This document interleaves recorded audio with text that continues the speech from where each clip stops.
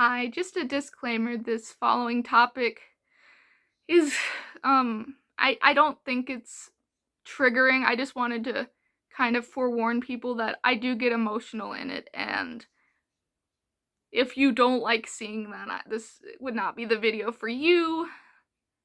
Please know that you're not alone, and yeah, your mental health is important, and I say that a lot in this video, but here's your chance to click off now. Stay safe and do what you need to do for you. Hey guys, and welcome back to Monday Musings number 8. And I am so excited to be coming back full force with this series in the new year because it's 2021 now, and it's so good to be here with you, my lovely audience. Now, I love you all and I appreciate it so much. Anyways, today's topic is about, well, it's 2021 now, and I wanted to just take some time to talk about basically mental health and what we can do to help it in the new year, along with writing burnout and just getting through the tough roadblocks we have in life, in writing, pretty much all aspects. So first and foremost, I want to talk about some of my own experiences. These past few years have been very hard on me mentally, especially, with the coronavirus in 2020, it wasn't all bad. I had a lot of support getting through it, but just these past couple years have been the lowest in my life, and it hasn't been easy. I've struggled a lot with anxiety and a little bit of depression. I'm sure I'm not alone. But yeah, that's my experience. And going into this new year, I want to try and help in any way I can. And basically, that's what I'm going to try to do. So, if you're watching this video, you're probably wondering, how can I stop this burnout that I've been feeling, whether it be in writing or in life? And I totally feel you, because as someone who, one, isn't very motivated on their own because of my focus being absolute garbage, but just when it comes to writing and when it comes to making an active, having an active goal to be involved in my life and do stuff in my life, and I'm just yeah, that's me. And it's really difficult, but some things that have helped me kind of get out of that rut. For one, for me, I try to write every day, even if seems like the worst possible idea in the world. I try to write something down every day, or draw something, or just get my creative juices moving, and that does seem to help in a sense. And it just, I don't know, it just seems to work out for me. Maybe I'm just lucky, but I guess what's helped is the little bits, they all add up, and then eventually you write what you want to, you get something done, and it's so much easier to just don't feel bad, or don't try to feel bad for not accomplishing a lot in a day. Sometimes getting out of bed is all you're gonna do, and that's fine. Don't beat yourself up about it. Just work to add more to it every day, and you should eventually get better. And I know that's easier said than done. You're gonna have off days, and you're not gonna, there's days where you just want to curl up in blanket town and just not deal. And I totally get that. But in the end, that's gonna make you feel the longer you spend cuddled up in your blankets sleeping, it's it might feel good at the moment, but then you're gonna feel, or if you're anything like me, you're gonna get into a cycle of, oh no, I spent my whole day in bed. Why did I do that? And then you overthink, and then it just kind of continues and continues. And it's and there's nothing wrong with wanting to rest. There's a fine balance between resting and devoting your whole day to nothing. You know? Like, and nothing isn't, like, a day where you have nothing to do isn't bad. It's just, you need time for both. Because, hate to break it, and I'm not trying to, like, shout at you or, like, say, oh, well, your mental health doesn't matter, because it totally does, and you have to take care of yourself, but sometimes taking care of yourself is gonna be hard. It's like, and I know firsthand how it is to not want to do anything, but the stuff's still gonna be there if you don't do it. It's not gonna go away. Whether it be in writing or in life, you just gotta kinda, you gotta set goals for yourself, you know? And then that I wanted to bring up is that going into this year, we might have lost some people due to COVID or other, like, old age or friendships drifting apart due to this time, and it's hard. It's okay to grieve.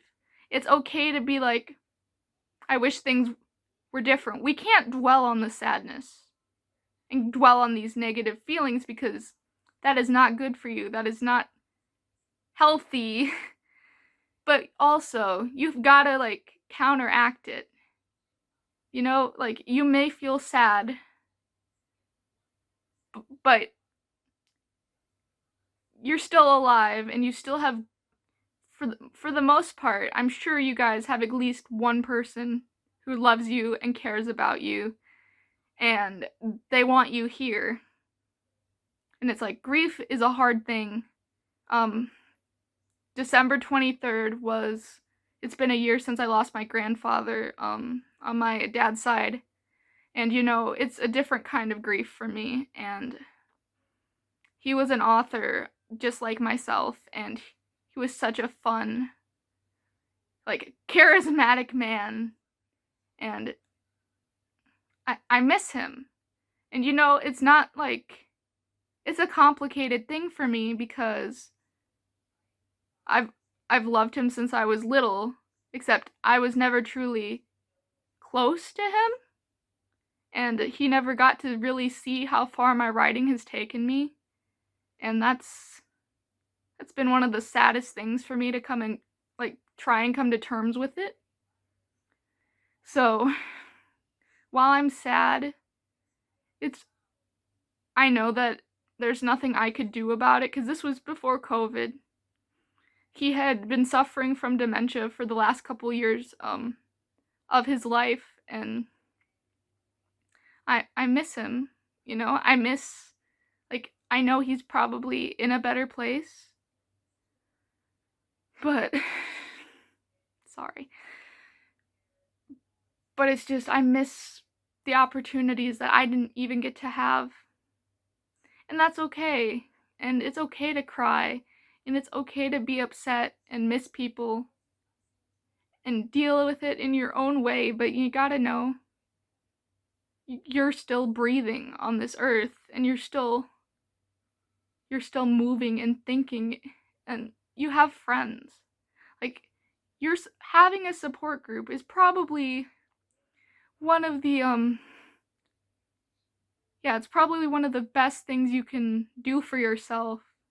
Like, even if it's one person, or heck, I've been in therapy for years now, and it's probably saved my life, along with the friends I've made over the years, and my family being a good support. I know not everyone has that, and I feel very fortunate that I have what I do. But, like, it's easy to want to be on your own, but support systems really do help, especially going into such uncertainty now. If you have 2 or 3 good friends, and maybe a family member, you're set. You know, you've got, like, that's really all you need, is that a few people to be close to and confide in. That's really, man, no, this is kind of a hard topic for me, because I know, like, I deal with so many problems, and I know that people in my life deal with so many problems, and like I'm trying to like articulate what I'm trying to say into a video and it's hard. It's so hard for me because I'm no just a disclaimer, I am not a mental health professional. Like, I mean, that's obvious, right? I'm a 17-year-old in high school, but I want people to know that going into this new year, it's okay to be afraid and it's okay to feel. But that shouldn't deter you from becoming a better you and like trying to make, like, I'm not saying you have to change your whole self because healing is a process. It's a difficult one. It's like if you've gone through some things, it's not going to be gone overnight. Like, I have so much I have to deal with, and it's not gone away. It's still there, but you make it through and you get better. It's not like, if there's anything like going into 2020, like my 2-word advice or like sentence advice would be, don't hesitate to feel things.